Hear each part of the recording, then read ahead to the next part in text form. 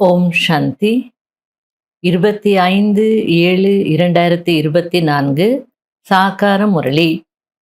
இன்று சிவ பகவான் கூறுகிறார், இனிமையான குழந்தைகளே, குட்டி கர்ண விளையாட்டை நினைவு செய்யுங்கள். இந்த விளையாட்டில் முழு சக்கரத்தின் பிரம்மா மற்றும் பிராமணர்களின் ரகசியம் அடங்கி இருக்கிறது. கேள்வி: சங்கம யுகத்தில் பாபாவிடம் இருந்து என்ன ஆஸ்தி அனைத்து குழந்தைகளுக்கும் கிடைக்கிறது? பதில்: ஈஸ்வரிய புத்தி என்கிற ஆஸ்தி கிடைக்கிறது. ஈஸ்வரனுக்குள் என்ன குணம் இருக்கிறதோ அதை நமக்கு ஆஸ்தியாக கொடுக்கிறார். நம்முடைய புத்தி வைரம் போல் பாரஸ் ஆகிக் கொண்டிருக்கிறது. இப்போது நாம் பிராமணராகி பாபாவிடமிருந்து மிக பெரிய பொக்கிஷத்தை எடுத்துக்கொண்டிருக்கிறோம். அனைத்து குணங்களாலும் நம்முடைய பையை நிரப்பிக் கொண்டிருக்கிறோம். அதாவது பாபா உங்களுடைய புத்தி வைரம் போல பாரஸ் ஆகிக் கொண்டிருக்கிறது அப்படின்னு சொல்றார். அதாவது சங்கம யுகத்துல நமக்கு ஈஸ்வரிய புத்தி கிடைக்கும் போது, பாபாவுடைய தொடர்புல வரும்போது, டைமண்ட் யுகத்துல நம்முடைய புத்தியும் டைமண்டாக மாறுது. அது பாபா பாரஸோடு ஒப்பிடுறார். பாரஸ் அப்படின்றது ஒரு மணி. அந்த மணியின் தொடர்பில் எந்த மணி வந்தாலும் பாரஸ் போலவே மாறிடும். அதுபோல எப்படிப்பட்ட புத்தியுடையவர்களாக இருந்தாலும் பாபாவுடைய சங்கத்துல தொடர்புல வரும்போது அவங்களுடைய புத்தி ஈஸ்வரிய புத்தியாக டைமண்டாக மாறிடுறது அப்படின்னு சொல்லிட்டு இருக்கிறார். ஓம் சாந்தி. இன்று சத்குரு வாரம், அதாவது குருவினுடைய நாள். நாட்களில் கூட சில நாட்கள் உத்தமமான நாட்களாக இருக்கிறது. இந்த மனித சிருஷ்டி என்ற மரத்தினுடைய விதை ரூபம் தந்தை ஆவார்.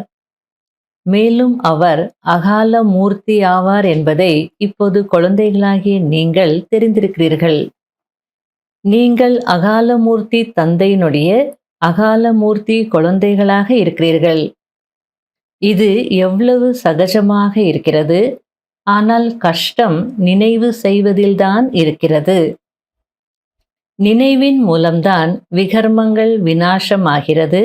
நீங்கள் தூய்மையற்ற நிலையிலிருந்து தூய்மை ஆகிறீர்கள்.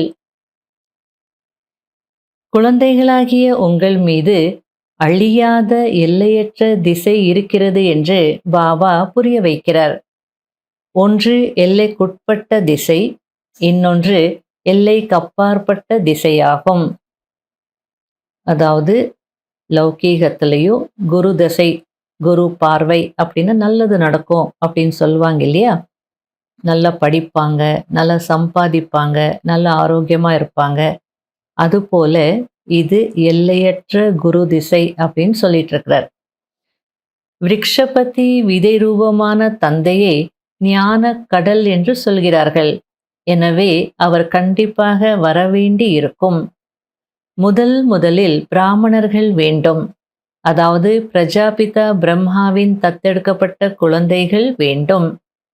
அதாவது கண்டிப்பாக தாயும் வேண்டும். சிவபாபா பிரம்மா மூலமாக தானே பிராமணர்களை படைக்கிறார். சிவபாபா தந்தை அப்படின்னா கண்டிப்பா இந்த பிரம்மா தாயும் வேணும் அப்படின்றார். குழந்தைகளாகிய உங்களுக்கு மிகவும் நல்ல முறையில் புரிய வைக்கிறேன் என்று தந்தை கோருகிறார். குட்டி கர்ண விளையாட்டை விளையாடுகிறார்கள் அல்லவா? அதனுடைய அர்த்தத்தையும் புரிய வைக்கிறார். அதாவது குழந்தைகளுக்கு எவ்வளோ ஈஸியா பாபா எல்லாத்தையும் புரிய வைக்கிறார். எப்படிப்பட்ட குழந்தையாக இருந்தாலும் புரிஞ்சுக்க முடியும். அந்த அளவுக்கு பாபா தெளிவாக சொல்றார்.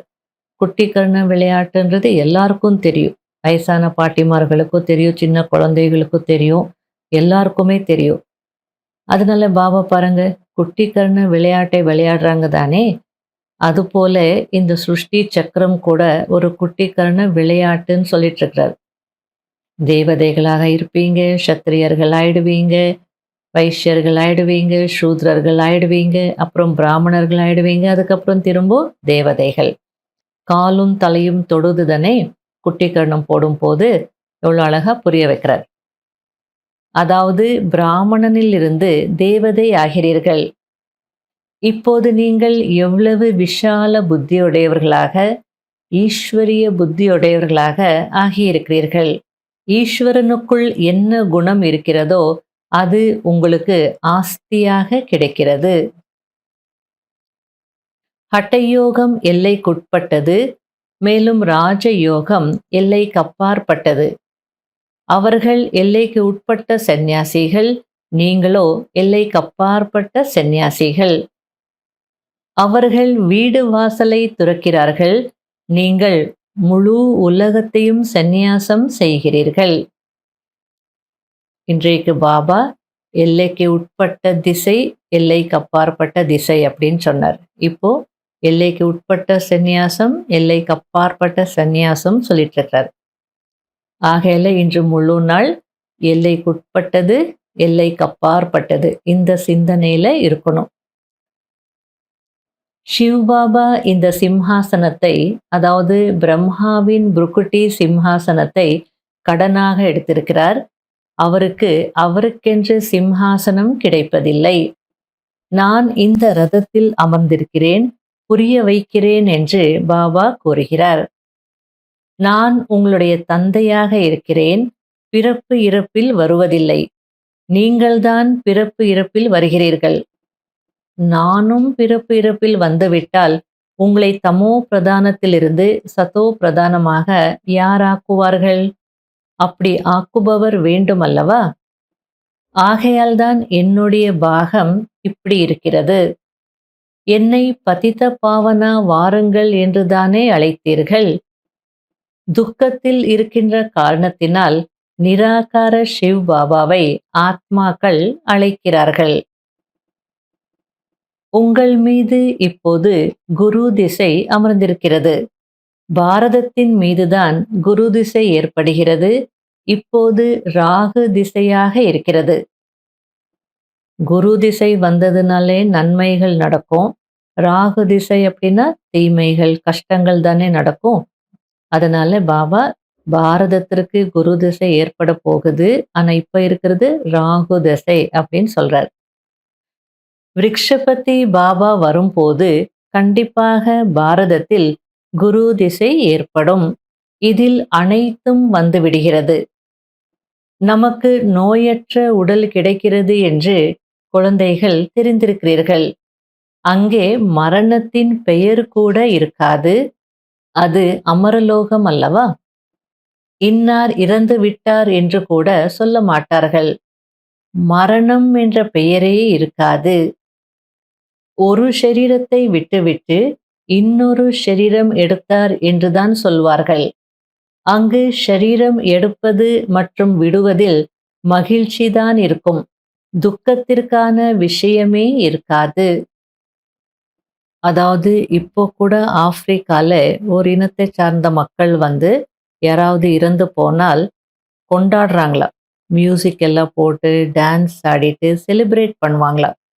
அந்த பிணத்தினுடைய காதலை போய் ஹாவ் எ நைஸ் ஜர்னி அப்படின்னு சொல்லுவாங்களா. உன்னுடைய பயணம் சுகமானதாக அமையட்டும் அப்படின்னு சொல்லுவாங்களா. இப்போவும் அந்த இனம் இருக்கிறாங்க அப்படின்னு சொல்லுவாங்க. அப்படின்னா அந்த சத்தியுக திரேதாயுகத்தினுடைய பழக்கம் இன்னும் போகல. அது இன்னும் கொஞ்சம் கொஞ்சம் இருந்துட்டு இருக்கு. அதாவது அவங்க சாகல, புதுசா அடுத்த பயணத்தை தொடங்க போறாங்க அப்படின்னு சொல்லி கொண்டாடுறாங்களா.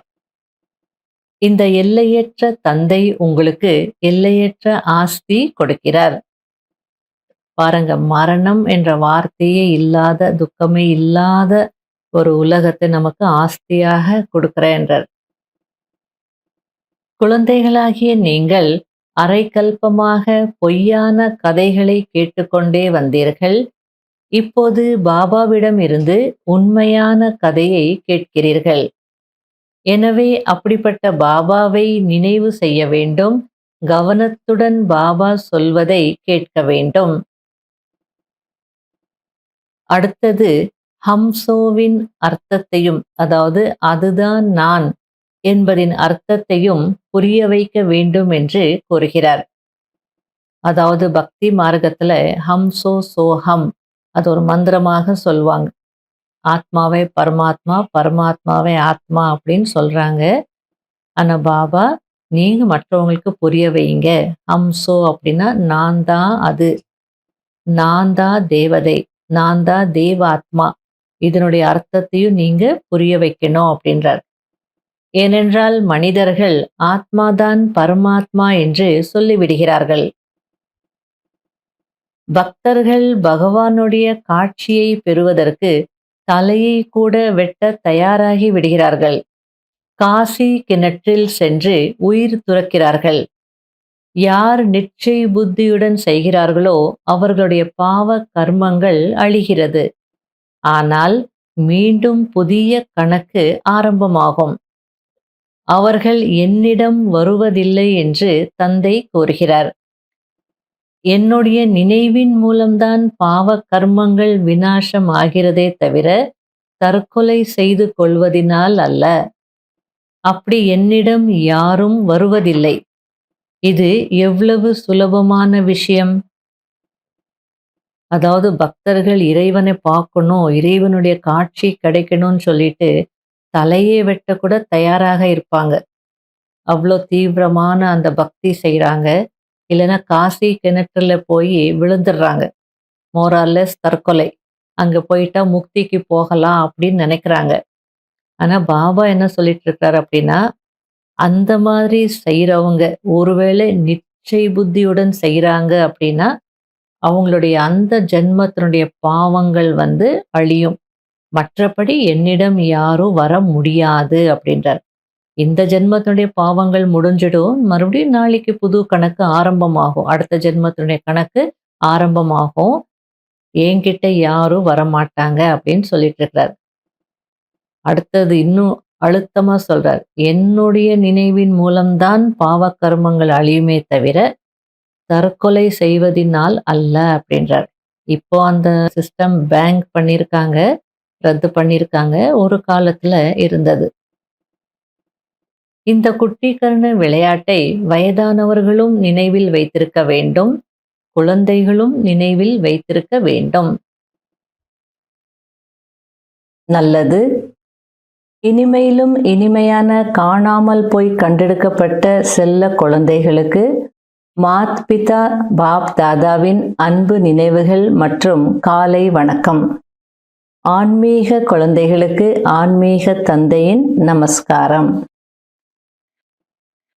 கடைபிடிக்க வேண்டிய முக்கியமான சாராம்சம்: விருக்ஷபதி பாபாவிடம் இருந்து சுகம், சாந்தி மற்றும் தூய்மையின் ஆஸ்தி அடைவதற்கு தன்னை அகால மூர்த்தி ஆத்மா என்று உணர்ந்து தந்தையை நினைவு செய்ய வேண்டும். புத்தியை ஈஸ்வரிய புத்தியாக ஆக்க வேண்டும். 2வது பாயிண்ட், பாபாவிடமிருந்து உண்மையான கதையை கேட்டு மற்றவர்களுக்கும் சொல்ல வேண்டும். மாயாவை வென்றவர் ஆகுவதற்கு தனக்கு சமமாக ஆக்கக்கூடிய சேவையை செய்ய வேண்டும். நாம் கல்ப கல்பத்தின் வெற்றியாளர்கள். பாபா நம் கூடவே இருக்கிறார் என்பது புத்தியில் இருக்க வேண்டும். வரதானம்: பலமற்றவரிலிருந்து பலவானாகி அசம்பவத்தை சம்பவம் ஆக்கக்கூடிய தைரியமான ஆத்மா ஆகுங்கள். தைரியம் குழந்தைகளினுடையது, உதவி தந்தையினுடையது. இந்த வரதானத்தின் ஆதாரத்தில் நாங்கள் தூய்மை ஆகியே தீருவோம் என்று தைரியத்தின் முதல் திட சங்கல்பம் செய்தீர்கள். மேலும் அதற்கு பாபா, ஆத்மாக்களாகிய நீங்கள் அனாதியில் ஆதியில் தூய்மையானவர்கள், அநேக முறை தூய்மையாகி இருக்கிறீர்கள், மேலும் தூய்மையாகிக் கொண்டிருப்பீர்கள் என்று பல கோடி மடங்கு உதவி செய்தார். அநேக முறை என்ற இந்த நினைவினால் சக்திசாலியாகி விட்டீர்கள். பலமற்றவரில் இருந்து எவ்வளவு பலசாலியாக ஆகிவிட்டீர்கள் என்றால் உலகத்தையே தூய்மையாக்கி காட்டுவோம் என்று சவால் விடுகிறீர்கள். ரிஷி முனிவர்கள், மகான் ஆத்மாக்கள் குடும்பத்தில் இருந்து கொண்டே தூய்மையாக இருப்பது என்பது கடினம் என்று நினைக்கிறார்கள். அவர்களுக்கு இது மிகவும் சகஜமானது என்று நீங்கள் சொல்கிறீர்கள். ஸ்லோகன்: திட சங்கல்பம் செய்வதுதான் விரதம் இருப்பதாகும். உண்மையான பக்தர்கள் விரதத்தை ஒருபோதும் கைவிட மாட்டார்கள். இன்றைய அவ்யக்த சமிக்ஞை: யாரிடமாவது தீர்வை பெற்று பிறகு தீர்வு கொடுக்கலாம் என்று இது போன்ற எண்ணம் கூட இருக்கக்கூடாது. இதற்குதான் பெக்கர் டு பிரின்ஸ், அதாவது பிச்சைக்காரனிலிருந்து இளவரசன் என்று சொல்லப்படுகிறது.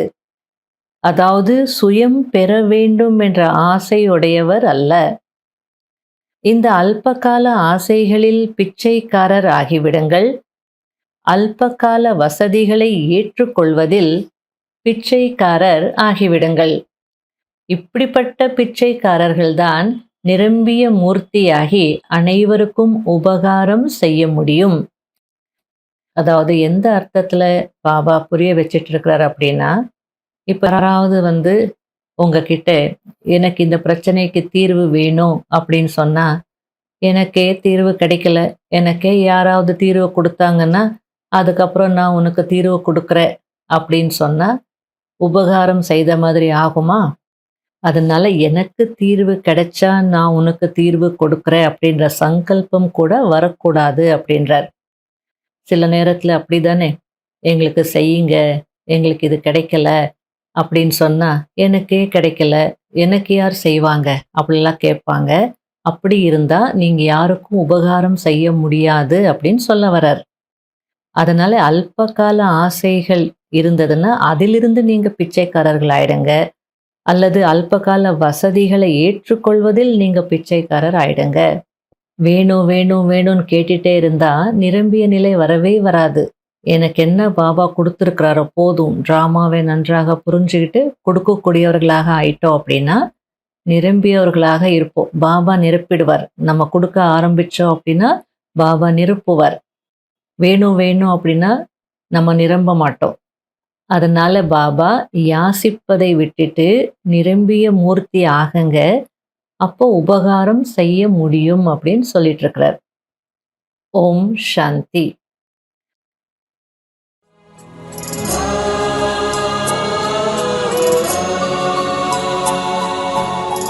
உயிரோ உருகுது உந்தன் நினைவில்தான், உயிரோ உருகுது உந்தன் நினைவில்தான், உயிரோ உருகுது உந்தன் நினைவில்தான். பாபா உன்னை நினைத்தாலே பிறவிகள் தோறும் செய்த பாவங்கள் நொடியினில் பஸ்மம் ஆகிறதே, நொடியினில் பஸ்மம் ஆகிறதே. ஆவோ உனக்கு சமம் ஆவோ, ஆவோ உனக்கு சமம் ஆவோ. உயிரோ உருகுது உந்தன் நினைவில்தான்.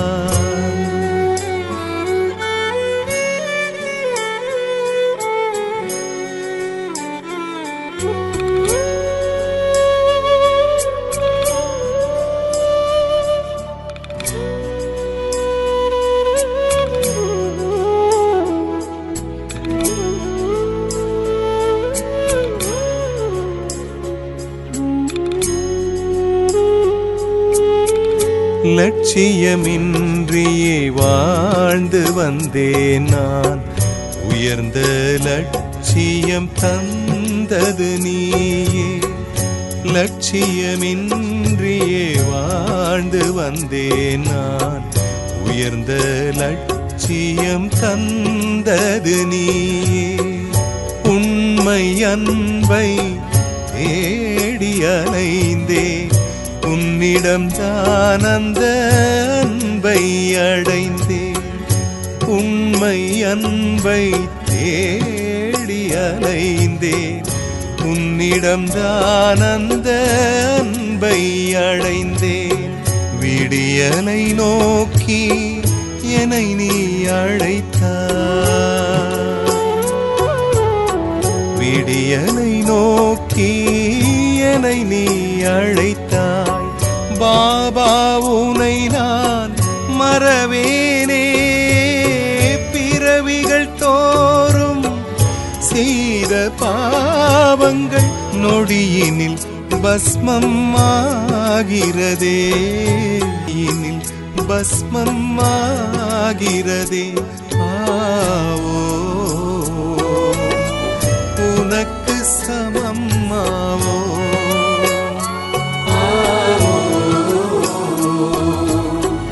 உனக்கு சமம் ஆவோ.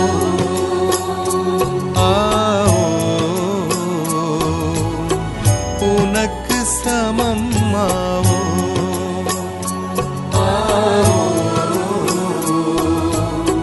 உனக்கு சமம் ஆவோ.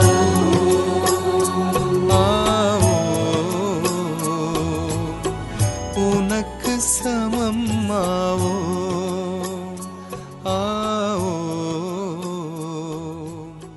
உனக்கு சமம்